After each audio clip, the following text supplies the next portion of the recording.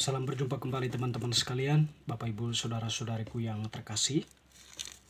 Pada kesempatan ini saya mengajak kita kembali lagi untuk mempersiapkan sedikit waktu kita mendengarkan sabda Tuhan yang kita ambil dari Penginjil Lukas bab 1 ayat 5 sampai 24. Pemberitahuan tentang kelahiran Yohanes Pembaptis. Pada zaman Herodes Raja Yudea, adalah seorang imam yang bernama Sakaria dari rombongan Abia. Istrinya juga berasal dari keturunan Harun, namanya Elisabet. Keduanya adalah benar di hadapan Allah dan hidup menurut segala perintah dan ketetapan Tuhan dengan tidak bercacat. Tetapi mereka tidak mempunyai anak, sebab Elisabet mandul dan keduanya telah lanjut umurnya.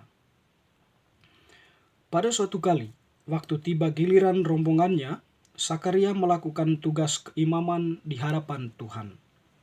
Sebab ketika diundi, sebagaimana lazimnya untuk menentukan imam yang bertugas, dialah yang ditunjuk untuk masuk ke dalam bait suci dan membakar ukupan di situ. Sementara itu seluruh umat berkumpul di luar dan sembahyang. Waktu itu adalah waktu pembakaran ukupan. Maka tampaklah kepada Sakaria seorang malaikat Tuhan berdiri di sebelah kanan mezbah pembakaran ukupan. Melihat hal itu ia terkejut dan menjadi takut. Tetapi malaikat itu berkata kepadanya, "Jangan takut, hai Sakaria, sebab doamu telah dikabulkan dan Elisabet istrimu akan melahirkan seorang anak laki-laki bagimu, dan haruslah engkau menamai dia Yohanes.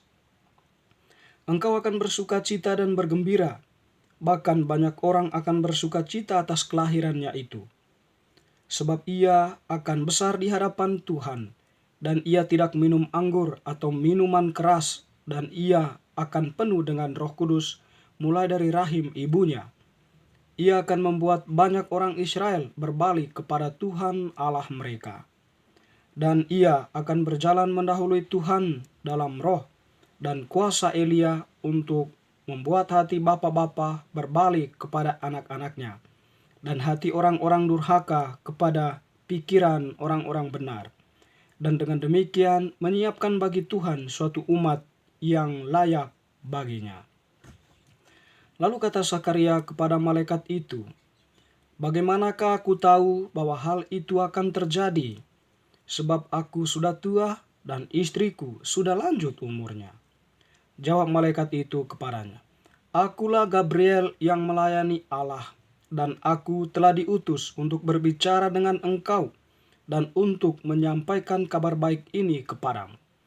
Sesungguhnya engkau akan menjadi bisu dan tidak dapat berkata-kata sampai kepada hari di mana semuanya ini terjadi, karena engkau tidak percaya akan perkataanku yang akan nyata kebenarannya pada waktunya."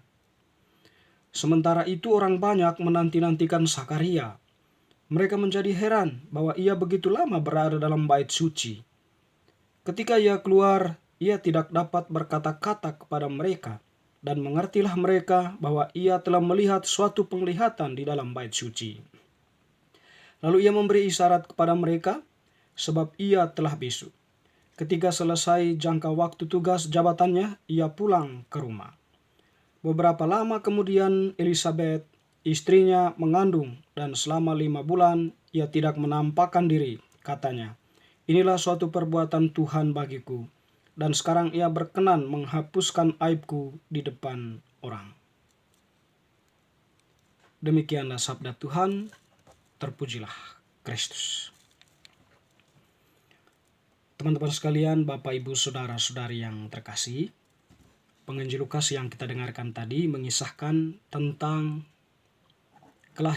pemberitahuan tentang kelahiran Yohanes Pembaptis. Tentunya dalam konteks di mana Sakaria sebagai imam agung atau imam besar mendapat kesempatan untuk untuk membakar ukupan di dalam ruang Maha Kudus. Dan di situ pun Sakaria mengalami penglihatan, di mana ia melihat malaikat Gabriel ya, berdiri di samping mesbah itu.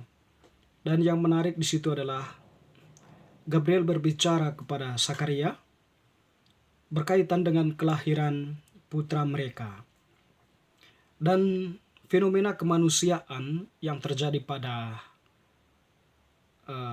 Sakaria dan Elizabeth, usianya sudah tua dan tentu istrinya juga tidak memungkinkan lagi untuk bisa mengandung dan melahirkan seorang anak ya.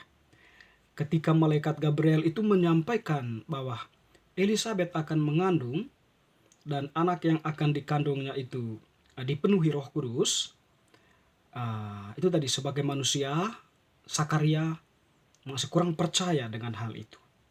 Itu tadi alasannya bahwa ya bagaimana itu bisa terjadi ya, karena aku dan istriku itu sudah tua. Nah di situ ada sebuah ekspresi ketidakpercayaan dari Sakaria ya akan pemberitaan malaikat Gabriel, sehingga kemudian Sakaria pun mendapatkan suatu semacam hukuman ya, dia menjadi bisu di situ. Yang menarik teman-teman saudara-saudari yang terkasih, Sakaria dan Elizabeth meskipun mereka itu sudah tua, masih hidup sebagai suami istri tanpa mempunyai anak ya, dan fenomena sosial yang memandang mereka sebagai aib keluarga ya itu tidak terelakkan. Dalam budaya Yahudi, seorang perempuan yang tidak bisa mengandung dan melahirkan seorang anak ya itu menjadi aib bagi keluarganya. Ya oleh karena itu ya mereka itu mungkin dianggap sebagai orang yang terkutuk ya. Tetapi kedua orang ini ya tidak pernah melepaskan diri dari doa ya. Relasi mereka dengan Allah tetap berlanjut. Mereka tetap setia kepada Allah. Mereka tetap percaya kepada Allah ya. Elizabeth tetap berdoa. Sakaria pun tetap menjalankan tugasnya sebagai imam besar, imam agung ya. Dan ketika berita itu sebenarnya doa-doa mereka ya sudah didengarkan oleh Allah sebagaimana dikatakan oleh malaikat Gabriel ya. Tentu doa mereka adalah permohonan kelahiran seorang anak dalam hidup mereka ya.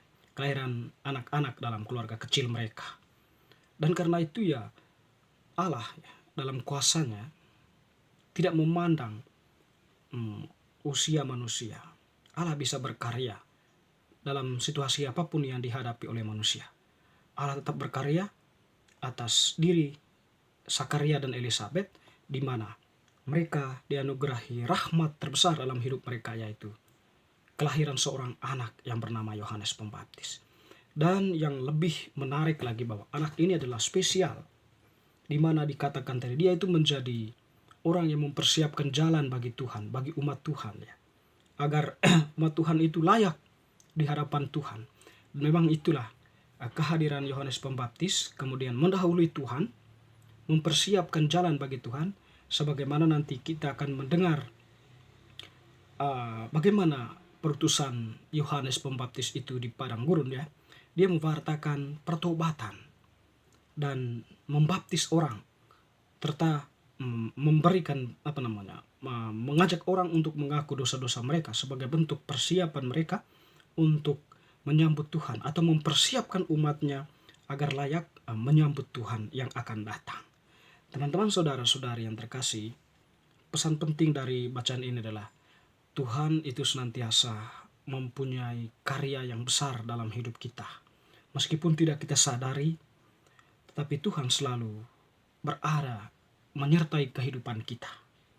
Terpenting tadi dari kita adalah kita tetap percaya bahwa Tuhan dapat melakukan sesuatu yang terbaik untuk kita. Mungkin dalam konteks kita sebagai keluarga ya, yang sedang menantikan kehadiran anak-anak dalam keluarganya. Saya mungkin, Anda sekalian, atau siapa saja yang sedang menantikan kehadiran anak-anak dalam keluarga, ya menjadi sebuah harapan kita agar Allah itu senantiasa memberkati, mendengarkan doa-doa kita. Dan kita percaya, belajar pada Elizabeth dan Sakaria, Allah itu tak pernah mengabaikan doa setiap orang yang bersuara kepadanya, yang meminta kepadanya. Teman-teman saudara-saudari, semoga iman kita semakin diteguhkan dalam bacaan yang kita dengarkan pada hari ini. Amin.